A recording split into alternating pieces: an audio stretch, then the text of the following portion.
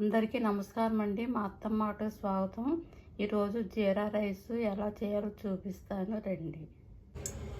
నెయ్యి కరిగిందండి, వేడెక్కింది. ఇప్పుడు జీలకర్ర వేసుకోవాలండి.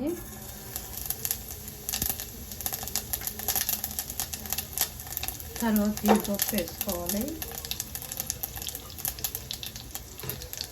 తర్వాత ఉల్లిపాయలు, పచ్చిమిర్చి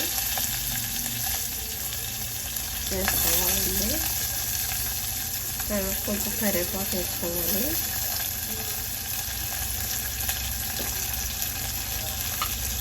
ఇవన్నీ దోరగా ఫ్రై చేసుకోవాలండి.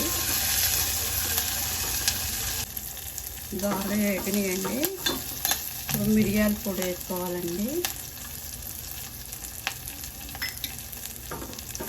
కూడా లైట్గా ఫ్రై చేసుకోవాలి.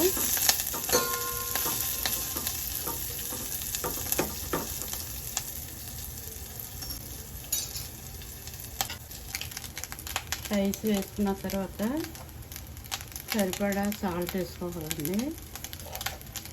టేస్ట్ సరిపడా సాల్ట్ వేసుకోవాలి.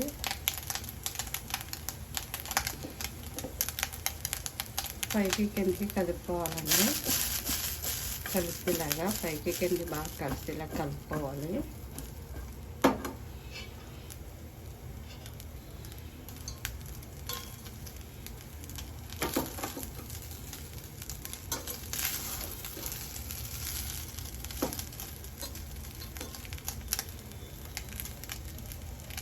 ఈ కింద కదిలిన తర్వాత కాసేపు మూత పెట్టి అలా ఉంచాలండి. కాసేపు మగ్గనివ్వాలి.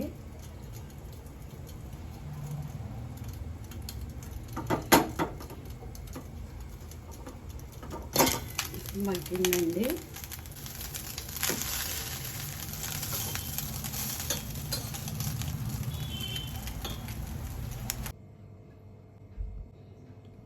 కర్రీస్ ఏమీ లేనప్పుడు అప్పటికప్పుడు 5 నిమిషాలు ఇలా చేసుకోవచ్చండి. చేసుకుని పెరుగు చట్నీ వేసుకుని ఇలా తినేయచ్చు. చాలా టేస్టీగా ఉందండి. తక్కువ టైంలో చేసుకోవచ్చు. ఒకసారి ట్రై చేసి చూడండి.